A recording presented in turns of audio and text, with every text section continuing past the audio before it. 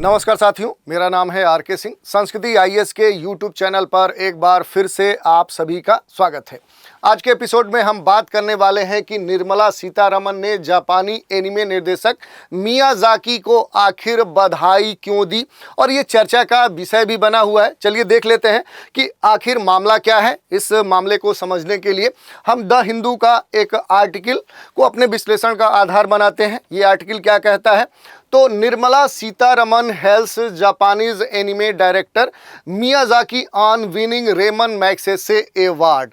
यही चर्चा के पीछे मूल कारण है कि अपने देश की जो मंत्री हैं निर्मला सीतारमण, इन्होंने जापानी एनिमे निर्देशक मियाजाकी को रेमन मैग्सेसे अवार्ड जीतने पर बधाई दी है। तो क्यों चर्चा का विषय है, तो ये अवार्ड कह सकते हैं कि जापानी जो एनिमे निर्देशक हैं मियाजाकी, उन्होंने ये जीता है। इसको कह सकते हैं कि ये विनर रहे हैं और इसी कारण से वित्त मंत्री ने इन्हें बधाई दी है। और ख़ास तौर पे बात करें तो अपने सोशल मीडिया प्लेटफॉर्म के एक्स पर क्या है कि खास तौर पे ट्वीट किया है और यहाँ पर सीतारमण ने जापानी एनिमे निर्देशक मियाजाकी को रेमन पुरस्कार जीतने पर बधाई दी है। यही नहीं, मंत्री का ये भी कहना है कि मियाजाकी जादूगर हैं। ये कह सकते हैं कि निर्मला सीतारमण जी का कहना है कि जो ये डायरेक्टर हैं ये जादूगर हैं। तो चलिए थोड़ा सा इनके बारे में और डिटेल में देखते हैं कि आखिर जो रेमन मैग्सेसे विनर ये बने हैं मियाजाकी, तो थोड़ा सा इस पुरस्कार के बारे में भी संक्षिप्त रूप से बात कर लेते हैं। ये एशिया का एक महत्वपूर्ण पुरस्कार है और इसे कह सकते हैं कि एशिया का नोबल पुरस्कार भी कहा जाता है।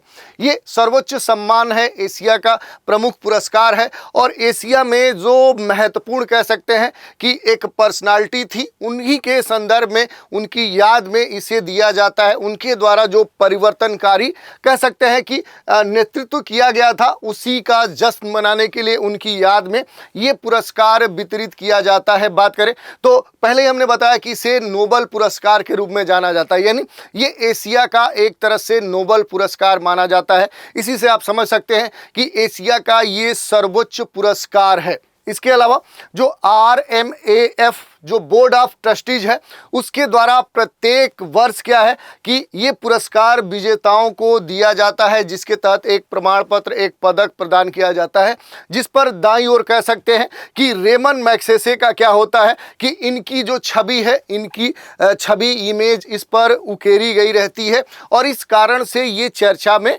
पुरस्कार रहता भी है। इसके बारे में बात करें तो ये हर साल ऐसे व्यक्ति या किसी संगठन को प्रदान किया जाता है जिन्होंने सार्वजनिक सेवा, सामुदायिक कोई नेतृत्व या पत्रकारिता के साथ साहित्य, रचनात्मक जो संचार कला है या अंतर्राष्ट्रीय समझ और उभरते नेतृत्व के क्षेत्र में कोई खास उत्कृष्ट प्रदर्शन किया हो। तो इस प्रकार का अगर कोई कार्य किया गया है तो किसी व्यक्ति या किसी संगठन को ये पुरस्कार प्रत्येक वर्ष प्रदान किया जाता है। अगर बात करें ये जो पुरस्कार है, आखिर इसकी जो स्थापना है वो कब की गई थी, क्योंकि ये महत्वपूर्ण है, तो इसकी जो स्थापना है वो वर्ष 1957 में की गई थी। 1957 में न्यूयॉर्क शहर में स्थित जो रॉकफेलर ब्रदर्स फंड के जो ट्रस्टी हैं, उनके द्वारा इस पुरस्कार की स्थापना की गई थी।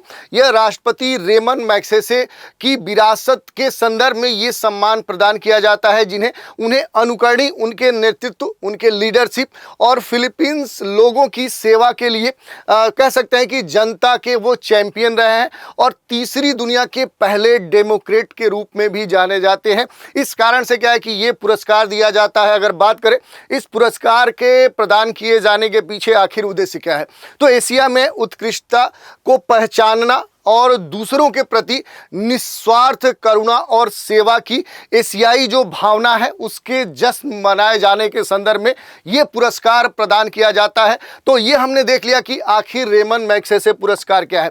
थोड़ा सा और देखते हैं। ये जो पुरस्कार है ये मनीला, फिलीपींस से 31 अगस्त को औपचारिक समारोह में प्रदान किया जाता है, जो कि फिलीपींस के बहुसम्मानित राष्ट्रपति की जयंती है, जिनके आदर्श कह सकते हैं 1957 में इस पुरस्कार की स्थापना इनकी प्रेरणा से की गई थी।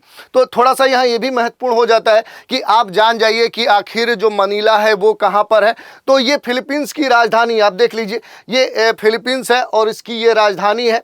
यहाँ पर जो भौगोलिक अवस्थितियाँ हैं वो भी आपके लिए महत्वपूर्ण है। उसके अलावा अगर बात कर लें तो रेमन मैग्सेसे जो पुरस्कार है इसमें आखिर प्रदान किया जाता क्या है, तो इसमें मूल रूप से क्या है कि जो ये पुरस्कार है ये एक प्रतिष्ठित मौद्रिक पुरस्कार है। यानी इसमें क्या है कि पुरस्कार के साथ आपको मुद्रा भी, उसमें पैसे भी प्रदान किए जाते हैं। खास तौर पे इसमें प्रमाण पत्र और पदक के साथ रेमन मैग्सेसे पुरस्कार के साथ लगभग 50,000 अमेरिकी डॉलर की महत्वपूर्ण वित्तीय राशि भी प्रदान की जाती है।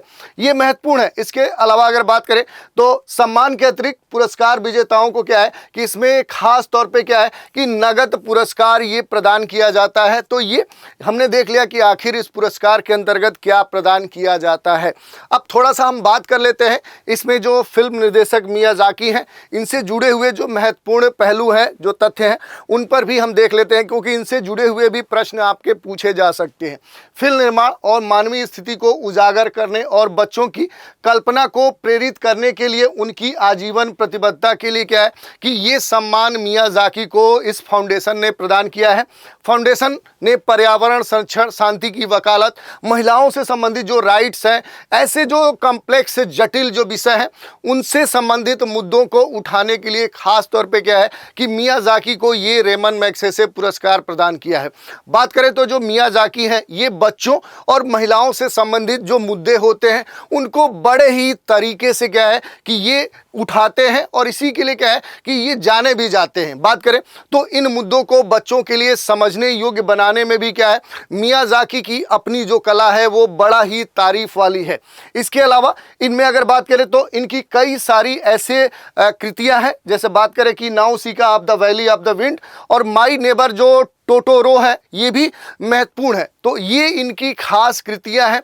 इस साल की अगर बात करें तो मार्च में ही क्या है कि द बॉय एंड द हेरान, इनकी एक रचना है द बॉय एंड द हेरान, क्या है कि ये सम्मानित की गई थी सर्वश्रेष्ठ एनिमेटेड फीचर अकादमी पुरस्कार से। तो ये ऐसी इस प्रकार की एनिमेटेड फिल्में भी बनाते हैं जो काफ़ी चर्चा में रहती हैं, जिनमें से अभी हाल में द बॉय एंड द जो हैरान है ये एनिमेटेड फीचर अकादमी अवार्ड से सम्मानित की गई है अभी हाल के मार्च 2024 में।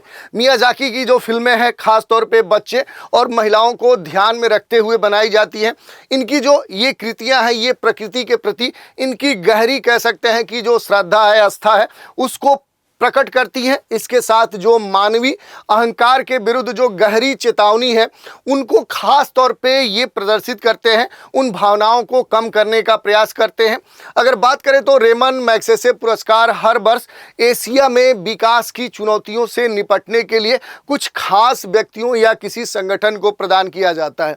बात करें तो ये जो पुरस्कार है ये 16 नवंबर को मनीला में आयोजित कह सकते हैं कि ये किया जाएगा। बड़े स्तर पर हमने देखा कि ये चर्चा में रहा है। इसके साथ अगर बात कर लें तो 1958 से 2008 तक इस पुरस्कार को प्रति वर्ष 6 श्रेणियों में प्रदान किया जाता था। ठीक है, ये बात पहले की है, यानी पहले ये कहा जाता था कि 2008 तक अलग अलग श्रेणियों में ये प्रदान किया जाता था, जिसमें सरकारी सेवा, सार्वजनिक सेवा, सामुदायिक नेतृत्व, पत्रकारिता, साहित्य और रचनात्मक संचार कलाएं शामिल थी। इसके अलावा शांति, अंतर्राष्ट्रीय समझ के लिए भी क्या है ये पुरस्कार प्रदान किया जाता था। और इसके अलावा क्या है कि उभरता हुआ जो नेतृत्व है, जो लीडरशिप है, उसके लिए भी ये पुरस्कार प्रदान किया जाता था। बाद में इसमें परिवर्तन किया गया है। अब एक महत्वपूर्ण प्रश्न ये भी उठ जाता है कि क्या भारत से भी कौन लोग हैं जिनको पहले ये रेमन मैग्सेसे पुरस्कार मिला है। तो इसमें सबसे जो महत्वपूर्ण प्रश्न ये उठता है कि भारत का वो कौन सा व्यक्ति है जिसको सबसे पहले ये कह सकते हैं एशिया का जो नोबेल पुरस्कार, सर्वोच्च पुरस्कार, जो प्रतिष्ठित पुरस्कार है वो प्राप्त हुआ है। तो इसमें पहला नाम आता है विनोबा भावे का। इनको सामुदायिक नेतृत्व के लिए वर्ष 1958 में क्या है कि ये पुरस्कार प्राप्त हुआ था। ये देश के पहले व्यक्ति हैं, ये महत्वपूर्ण है। इसके अलावा बहुत सारे लोग हैं जिन्हें ये पुरस्कार प्राप्त हो चुका है। अगर बात करें तो इसमें देश के जितने भी बड़े लोग हैं, जैसे चिंतामन देशमुख है, अमिताभ चौधरी है, मदर टेरेसा है, दारा खुडोडी है, वर्गीस कुरियन है। इसके अलावा अगर बात करें तो जयप्रकाश नारायण है, सत्यजीत रे है, MS सुब्बालक्ष्मी है। इसके अलावा अगर बात करें कुछ महत्वपूर्ण लोगों में तो इला रमेश भट्ट हैं, रजनीकांत औरोले हैं, गौर किशोर घोष हैं, चंदी प्रसाद भट्ट हैं, मणि भाई देसाई हैं, अरुण शौरी हैं, राशिपुरम लक्ष्मण है, मुरलीधर आमटे है, लक्ष्मी चंद जैन है, केबी सुबन्ना है और रवि शंकर हैं। इसके अलावा बहुत सारे लोग हैं, किरण बेदी हैं।